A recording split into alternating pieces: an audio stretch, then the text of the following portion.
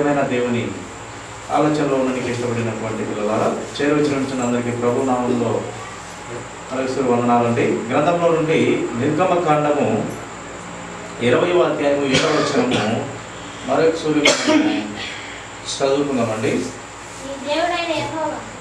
నీ దేవుడైన యెహోవా నామమును వ్యర్థముగా నుచ్చరింపకూడదు. యెహోవా తన నామమును వ్యర్థముగా నుచ్చరింపు వానిని నిర్దోషిగా ఎంచడు. ప్రియమైన దేవుని సంగమా, దేవుడు లోకమును ఎంతో ప్రేమించును. దేవుడు లోకమును ఎంతో ప్రేమించిన దేవుడు ఆ దేవుడే చెప్తున్నాడు, దేవుణ్ణి ఎప్పటికీ వ్యర్థంగా మాట్లాడకూడదు, ఉచ్చరింపకూడదు. నేను లోకమునకు వెలుగై ఉన్నాను అన్న దేవుడు,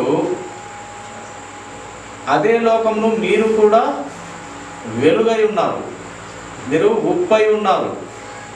ఎలాగో దేవుడు వెలుగై ఉన్నాడో అలాగే మనుషులను కూడా మనం పనికిమాలినమని తెలుసు, బుద్ధిహీనులమని తెలుసు, అన్నీ తెలిసిన దేవుడు అదే మనుషులను మీరు కూడా వెలుగై ఉన్నారు, నేను వెలుగును మీరు వెలుగై ఉన్నారు, అలాగే మీరు ఉప్పై ఉన్నారు అని దేవుని వాక్యం తెలియపరుస్తుంది. లోకమును ఎంతో ప్రేమించినాడు దేవుడు. ప్రేమించిన దేవుడు నీతిమంతులనే కాక నేను నీతిమంతులను పిలువరాలేదు, పాపులనే పిలువ వచ్చి తిని అన్నాడు. ఈ పాపులు ఎక్కడి నుండి వస్తారు అంటే లోకములో ఉన్నటువంటి జనము నుండే నీతిమంతులుగా తీర్చబడాలి. పాపులు ఎక్కడి నుంచో అడవిలోనో ఎక్కడెక్కడ దూరమే ఉండరు, ఆ నివాసంలో ఊర్లలోనే ఉంటారు. అడవి జంతువులు అడవి మృగాలలో అయితే ఉండరు. కానీ ఎప్పుడైతే వారికి మారు మనసు కలిగి పాప క్షమాపణ నిమిత్తము తమ తప్పును తాము తెలుసుకొని క్రీస్తును అంగీకరించే ఆలోచన ఎవరికైతే పుడుతుందో ఆ పాపులైనటువంటి బిడ్డలే పరిశుద్ధులు అవుతారు, నీతిమంతులు అవుతారు. ప్రభు పాదాల చెంతకు వచ్చి ఆయన రక్తంలో కడుగబడి పవిత్రులు అవుతారు. అంతే. పవిత్రులైన ప్రతివారు లోకమును ద్వేషింపకూడదు. ఎందుకు లోకమును ద్వేషింపకూడదని దేవుని వాక్యం తెలియపరుస్తుందంటే, ఏ నీతిమంతుడైనా, ఏ పవిత్రుడైనా, ఏ యథార్థవంతుడైనా ఈ యొక్క పాపులలో నుండి రావాల్సిన వారే, లోకములో నుండి రావాల్సిన వారే. ఒక పారి లోకములో నుండి తమ పాపములు ఒప్పుకొని క్రీస్తు దగ్గరకు నీతిమంతులుగా రావాల్సిన వారే. అందుకే దేవుడు అట్టి పాపపు లోకములో ఉన్న దేవుడు లోకమును ఎంతో ప్రేమించి ఎన్నో తప్పులు పొరపాట్లు చేస్తున్నప్పటికీ ఆయన ప్రేమిస్తూనే ఉన్నాడు. లోకమును ఎంతో కొంచెము అరాకొర కాదు, ఎంతో కొలత లేని ప్రేమతో ప్రేమించిన దేవుడు ఎవరైతే ఆలోచన కలిగి ఆయన సన్నిధికి వస్తారో, ఆయనను అంగీకరిస్తారో, ఆయన దేవుడిని ఒప్పుకుంటారో, నీ పాపములు ఒప్పుకొని దేవుని సన్నిధి పశ్చాత్తాపడి మారు మనసు కలిగి పాప క్షమాపణ నిమిత్తము ఎవరైతే ప్రభువు దగ్గరకు వస్తారో, ఆ పాపులై ఉన్న అందరము పాపులే, ఏ భేదము లేదు, అందరూ పాపులమే. ఎవరు లేరు, నీతిమంతులు లేడు, ఒక్కడును లేడు. కానీ ఎప్పుడైతే ఎవరికి దేవుని దగ్గర ఆ పాప పాపము తీసివేయబడాలనే ఆలోచన కలిగి ఎప్పుడైతే దేవుని పాదాల చెంతకు వస్తాడో అతడు యథార్థవంతుడుగా, నీతిమంతుడుగా, పరిశుద్ధుడుగా తీర్చబడుతూ వస్తాడు. ఒకసారి ఒప్పుకున్న తర్వాత అతడు దేవుడు అతని పాపములు ఇక మీదట ఎప్పుడు నేను జ్ఞాపకం చేసుకోను, ఇంకా నీవు మంచిగా బ్రతుకుని దేవుడు చెప్తాడు. కానీ మళ్ళా పోతుంటేనే దానికి దేవుడు ఒక ఆలోచన చెప్పినాడు. మళ్ళీ తిరిగి పోతుంటే అనగా ఒక పారి ఒప్పుకున్న తర్వాత మళ్ళీ పాపం లేకపోతే ఆ కుక్క ఒక పారి వాంతికి చేసుకొని తిరిగి అది తింటుంది. ఆ కుక్క మాత్రం ఉండకురా నా బిడ్డ, నా కుమార్తె అని దేవుని మాట. పంది కూడా అది ఎంత శుభ్రపరిచినా, దాని యజమానుడు ఎంత నీట్గా కడిగినా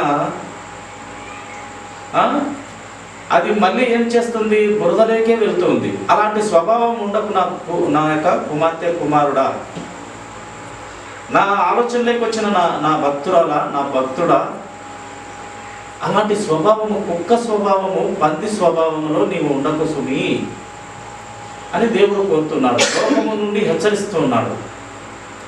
కానీ ఒప్పుకుంటాము మళ్ళీ పోతాము, ఒప్పుకుంటాం పోతాం అనే మాదిరి లేకుండా దేవుడు కూడా కొన్ని వెసులుబాట్లుగా దేవుని ఆలోచనలు చెప్పడం జరిగింది గ్రంథంలో. ఏం చెప్పినాడంటే దేవుడు, నీతిమంతుడు అయితే ఒక పారి నా రక్తంతో కడుగబడిన, నిజముగా కడుగబడి యథార్థముగా పాపను ఒప్పుకొని క్షమింపబడిన నీతివంతుడమైన నా బిడ్డవైతే, నా కుమారుడవైతే, నా కుమార్తెవైతే నువ్వు 7 సార్లు పైన లేస్తావురా రే నా కుమార్తె, 7 సార్లు పడిపోయినా లేస్తావురా నా కుమారుడా. అది కెపాసిటీ అంటాడు దేవుడు. నిజముగా నాకు మనసిస్తే నువ్వు 7 సార్లు పడినా కూడా లేసొచ్చి నన్ను కనుగొని నా పని అద్భుతంగా చేయగలిగిన సమర్థుడవురా నీవు, సమర్థుడు రాలివమ్మా నీవు అని దేవుని మాటలు అనేక విధాలుగా మనము సత్యంలోకి నడిపిస్తాయి ఇలా. కనుక ఈ నీతిమంతులు, ఈ యథార్థవంతులు, ఈ యొక్క దేవుని రక్తంలో కడుగబడిన పిల్లలు ఎక్కడో అడవిలో నుంచో పైనుంచో ఏమి ఊడేం పడరు. కానీ ఈ లోకము నుండే పాప స్వభావంలో ఉన్నటువంటి ఆలోచనలను తీసివేసి పాపాన్ని ఒప్పుకొని పరిశుద్ధంగా ప్రభు సన్నిధికి చేర్చబడుతూ ఉంటారు. ఎప్పుడైతే మంచి ఆలోచన కలిగి పాప క్షమాపణ నిమిత్తము మారు మనసు కలిగి ఎప్పుడైతే క్రీస్తు దగ్గరికి వస్తారో, బలముగా వస్తారో, వాడు 1, 2, 3, 4, 5, 6, 7 సార్లు పడినా తిరిగి మళ్ళీ లేచి ప్రభు పనిలో చక్కగా బ్రతకగలడు, వాక్య ప్రకారం నిలవబడగలడు, వాక్యముతో బ్రతకగలడు అని దేవుని మాటలు నీతిమంతుల గురించి మాట్లాడుతూ ఉన్నాయి ప్రియుల.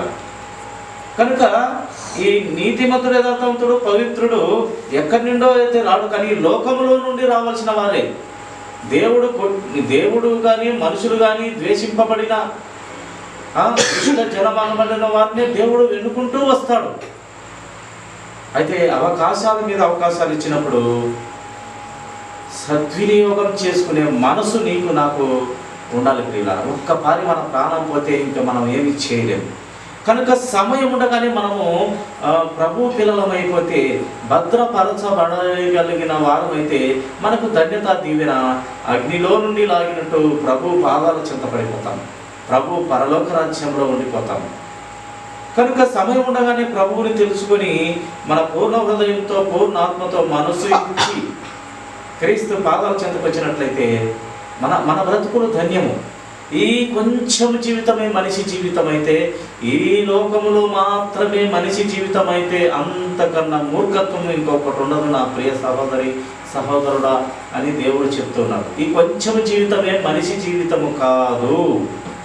ఈ భూలోకంలో పుట్టిన నీవు, ఈ భూలోకము అంతమైపోతే ఇంకా నీ జీవితం అంతమైపోయినట్టే కాదు. తర్వాత చనిపోయిన తర్వాత యేసు క్రీస్తు ప్రభువారు, లేక ఈ యొక్క భూమి అంతా లయమైపోయిన తర్వాత యేసు క్రీస్తు ప్రభువారు మళ్ళీ 2వ రాకడగా వచ్చి మృతులను ఆయన పిలుచుకొని వచ్చి అప్పుడు సజీవులంగా ఉన్న మనవలందరినీ పిలుచుకొని పోయి మధ్యాకాశంలో విందు, 1000 ఏళ్ల పరిపాలన, ఇంకా మంచిగా చిక్కి మన పరలోక రాజ్యంలో మనల్ని పరిచయం చేస్తాడు. ఈ మనిషి జీవితము భూమి అంతమైపోతానే ఆడికి అంతమైపోదు అని దేవుని మాట తెలియపరుస్తూ ఉంది. అవును, భూమి అంతా కొట్టివేయబడిన తర్వాత ఇంకా ఏముంది అంటే, దేవుడు మహా పట్టణమైనటువంటి యెరూషలేముగా పిలువబడుతున్నటువంటి పరలోక రాజ్యం ఒకటి కట్టాడు. దేవుడు కట్టినటువంటి పట్టణం అది. ఈ భూమి కూడా ఆయన కట్టింది, కానీ ఇది శాశ్వతము కాని భూమి. ఇది శాశ్వతమైనది పరలోక రాజ్యం ఆయన కట్టాడు. ఆ నిత్యత్వంలో ఉండడానికి ఈ ప్రణాళిక కలిగి ఉన్నాడు దేవుడు. కనుక మనము సమయంతో చూడండి, ప్రసంగి గ్రంథము 6:12 మాట చదవమ్మా. ప్రసంగి గ్రంథము 6వ అధ్యాయము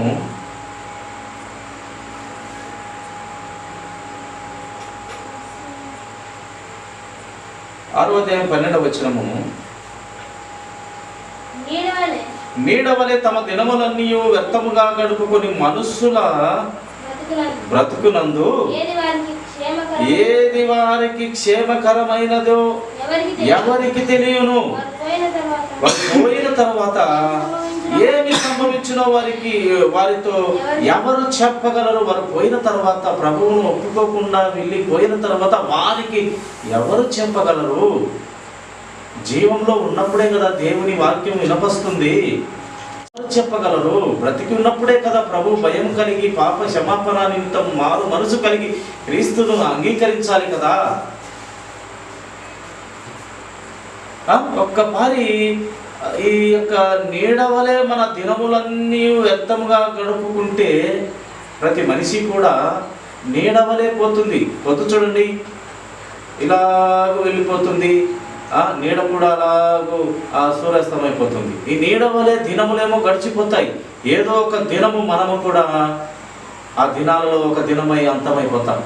ప్రతి ఒక్కరు పుట్టిన ప్రతి ఒక్కరు చనిపోవలసిన వారిని ఏమీ తీసుకొని పోలేము, ఏమీ తీసుకురాలేము. మనం ఎలాగ వచ్చినామో అలాగే వెళ్ళాలి. దిగంబరిగా వచ్చినామో దిగంబరిగా వెళ్ళవలసిన వారిని. కానీ మంచి చెడ్డ అనే రెండును మోసుకొని మనిషి వెళ్ళగలుగుతూ వస్తున్నారు. గ్రంథం ప్రకారము, దేవుని గ్రంథం ప్రకారం ఉంటుంది. ఆ మంచి చెడ్డలను మనం మోసుకొని పోయిన తర్వాత అక్కడ క్రీస్తు న్యాయ తీర్పులో ఆ యొక్క తీర్పును బట్టి మనము ప్రభు దగ్గర ఉండాలన్నా అపవాదిగానికి తయారు చేసిన నిత్య నరకంలో ఉండాలన్నా అనేది క్రీస్తు అక్కడ నిర్ణయించడం జరుగుతుంది. కనుక బ్రతికుండగానే మనము దేవుని ఆలోచనలు చెప్పే వారి ఆలోచనలు వినాలి, లేక బైబిల్ గ్రంథము చదవాలి, దేవుని జ్ఞానము తెలుసుకోవాలి. నిజంగా దైవ జ్ఞానం లేకపోతే అసలు సృష్టి లేదు పిల్లలు. దేవుడు లేకపోతే సృష్టి లేదు. దేవుడు లేడు అని నమ్మని వారికి ఏ ప్రయోజనము లేదు. నమ్మిన వారికి ప్రయోజనం, నమ్మని వారికి నిత్య నరకాగ్నియే.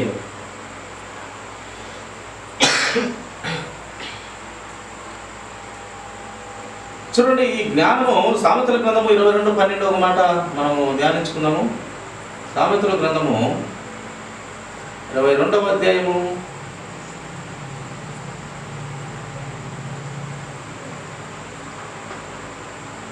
12వ వచనం. యెహోవా చూపులు జ్ఞానము గల వారిని కాపాడును, విశ్వాసఘాతకుల మాటలు ఆయన వ్యర్థం చేయును. విశ్వాసం లేని, పరిపక్వత లేని, జ్ఞానము లేని వారి మాటలు దేవుడు పట్టించుకోడంట. జ్ఞానము కలిగిన వారు, జ్ఞానము కలిగిన వారిని ఆయన కాపాడుకుంటాడు.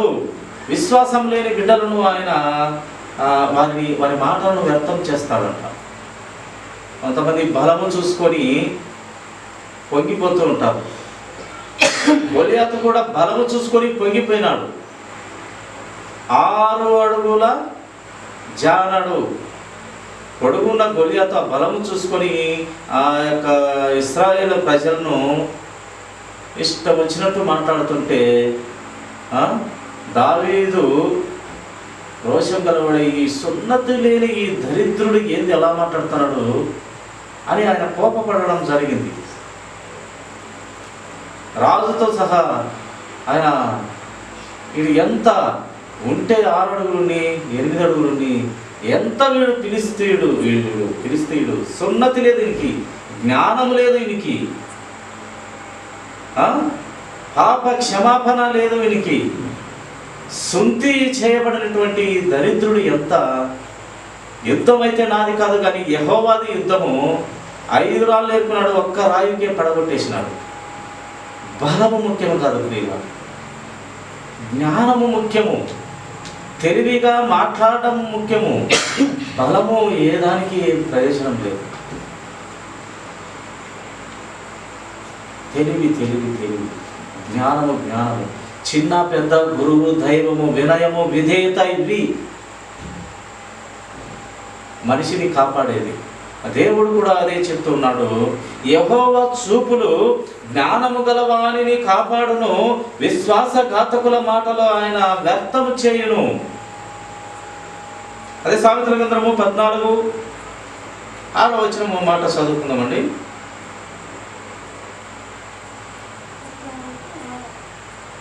అపహాసకుడు జ్ఞానము వెతుకుట వ్యర్థము, తెలివి గలవానికి జ్ఞానము సులభము. ఈ పనికిమాలోడంట, అపహాసకుడంట ఎప్పుడు వాని బతుకు నవ్వుల పాలే అంట. వాని బ్రతుకంతా నవ్వుల పాలే. వాడు ఎప్పుడైనా ఒక క్రమము లేని మాటలుగా కనపడ్డు, ఎప్పుడు అపహాసక పరిస్థితిలోనే ఉంటాడు. వాడు నోరు ఎత్తితే అపహాసమే. అంటే ఒకరు నొచ్చుకుంటూ ఉంటారు ఈ మాటల ద్వారా, ఒకడు బాధపడుతూ ఉంటాడు ఈ చర్యల ద్వారా, మాటల ద్వారా, చూపుల ద్వారా, మరి బిహేవియర్ ద్వారా.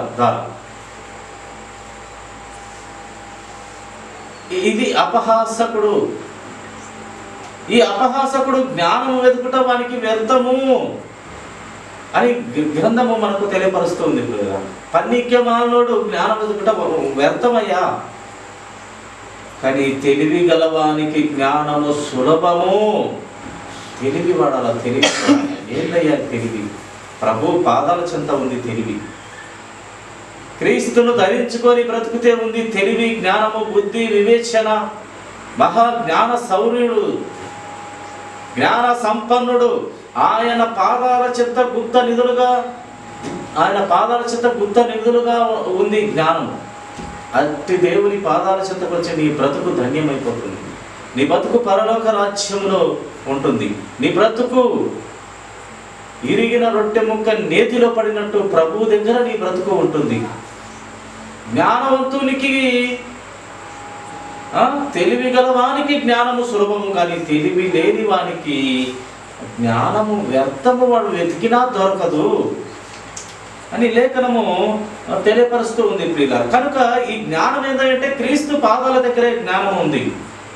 క్రీస్తే నిలువెత్తు దర్శనము. సత్యాన్ని స్థాపించుటకు పరలోకము నుండి దిగి వచ్చినటువంటి పరిపూర్ణ మానవుడుగా క్రీస్తు ప్రభువారు ఉన్నారు. ఆయన పాదాల దగ్గరే మనకు జ్ఞానం ఉన్నది. ఇంకెవరి దగ్గర జ్ఞానము లేదు. ఆ జ్ఞానము పొందుకున్న మహాభక్తులు ఉన్నారు, ప్రవక్తలు ఉన్నారు, ప్రవక్త నీలి ఉన్నారు, పరిశుద్ధులు ఉన్నారు, నీతిమంతులు ఉన్నారు. వారి దగ్గర జ్ఞానం ఉంది. వారి క్రియలను బట్టి, వారి ఆలోచన విధానం బట్టి, వారు చెప్తున్నటువంటి పరిశుద్ధ ఆత్మను పొందుకొని వారు నడుచుకున్న తీరును బట్టి, క్రమం బట్టి, పద్ధతిని బట్టి జ్ఞానము ప్రభు పిల్లల దగ్గర కూడా మనము నేర్చుకొనవచ్చును.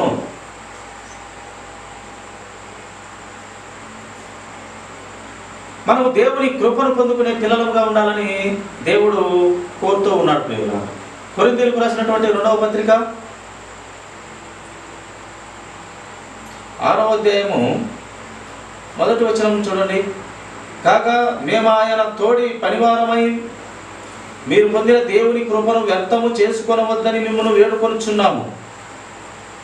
ఇక్కడ అపోస్తలులుగా శిష్యులు చెప్తూ ఉన్నారు,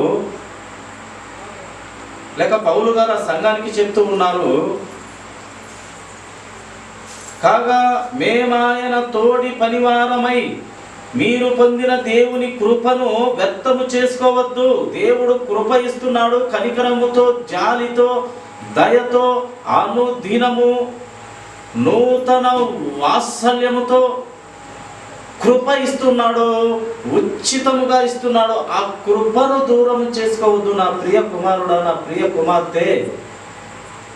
ఆ కృప, కనికరము, దయ, దాక్షిణము, లోకమును ఎంతో ప్రేమించిన దేవుడు తన కృపలో భాగంగా తన ముద్దు కుమారుని రక్తాన్ని చిందించి మరణమౌటకు పరలోకము నుండి దింపినటువంటి క్రీస్తును, ఆ క్రీస్తు ద్వారా మనకు కృప అనుగ్రహించినాడు. ఆ కృప ఉచితముగా ఇస్తున్నటువంటి కృపను అనుభవించండి అంటున్నాడు దేవుడు ప్రియులారా. ఆ కృపను అనుభవించండి, ఆ కృపను పొందుకొనుడి, ఆ కృపలో నమ్మకం ఉంచండి, నీతిగా బ్రతకండి, యథార్థంగా బ్రతకండి. ఆ సత్యాన్ని స్థాపించుటకే ఆ కృప పరలోక రాజ్యం నుండి దిగి వచ్చింది. ఎంతలా కృప అంటే తనను తాను మరణమయ్యేంత కృప అది. తనను తాను మరణం చేసుకునేంత ప్రేమ. ఆ ప్రేమ వర్ణించడానికి ఏ మనుషునికి సాధ్యము ప్రియులారా? ఆ ప్రేమను ఎవరము కరెక్ట్గా వ్యక్తపరచలేము. ఆకాశం అంతా పెన్ను తీసుకొని ఆకాశం అంతా రాసిన వ్యక్తపరచలేము. ఈ భూమి అంతా పుస్తకాలుగా రాసిన భద్రపరిచిన కూడా ఆయన ప్రేమను వర్ణించుట ఏ మనుషునికి కవులకు సాధ్యం కాదు. అంత ప్రేమమయుడు, ప్రేమ అయిన దేవుడు మన యేసు క్రీస్తు ప్రభు వారు ప్రేమ. కనుక అటు దేవుని కృపను పొందుకోమని ఇక్కడ అపోస్తలుడు పౌలు గారు తెలియపరుస్తూ ఉన్నాడు. అది వ్యర్థం చేసుకోవద్దు సుమి. ఆ కృపను ఎప్పటికీ మీరు వ్యర్థం చేసుకోవద్దు. ఏంది కృప? ఆయన ప్రేమ. నీవు నిత్య నరకానికి వెళ్ళకూడదని తన ప్రాణము తారపోసి, ఆయన నిత్య నరకాగ్నిలో నీవు వెళ్ళకూడదని ఆయన పరిశుద్ధ రక్తమంతా కార్చి ఆ యొక్క కఠినంగా శిక్షించే పాపులను అంతంలో నిన్ను ఉండకుండా చేయడానికి అక్కడ ఆయన ఆపుతూ ఉన్నాడు. కృప ఇచ్చి నేను నిన్ను కాపాడుతాను. ఎలా ఎందుకు కాపాడుతావు? ఎలా కాపాడుతావు? ఇంతమందిని ఎలా కాపాడుతావు? ఎలా సాధ్యం? ఎలా పాసిబుల్ అంటే ఆయన రక్తములో పరిశుద్ధత ఉంది కనుక, ఆయన దేవుని కుమారుడు కనుక ఆయన కాపాడగలడు. అందుకే ఇస్సాకు బలి ఆ కృపను ఇవ్వలేదు కాబట్టి దేవుడు ఆపినాడు. ఇస్సాకు బలి ఎవరిని కాపాడలేదు. ఆయన రక్తము పవిత్రమైనది కాదు, నీది కాదు బలి, నాది. నా కుమారుని బలి ఇస్తాను, నీ కుమారుని బలి పనికిరాదు. నిన్ను కేవలము పరీక్ష నిమిత్తమే. ఈ పరీక్షలో నీ విశ్వాసం కొలత ఎంతనో చూడడానికి మాత్రమే నేను నీ కుమారుని అడిగినాను. ఈ పరీక్షలో నెగ్గావు. విశ్వాసులకు తండ్రి అవ్వవు అబ్రహామా. ఇక మీదట నీవు అబ్రాము కాదు, అబ్రహాము అనబడదువు. ఇక చూసుకొని పిల్లల తరము నక్షత్రాలు లెక్క పెట్టుకో, ఇసుక రేణులు లెక్క పెట్టుకో.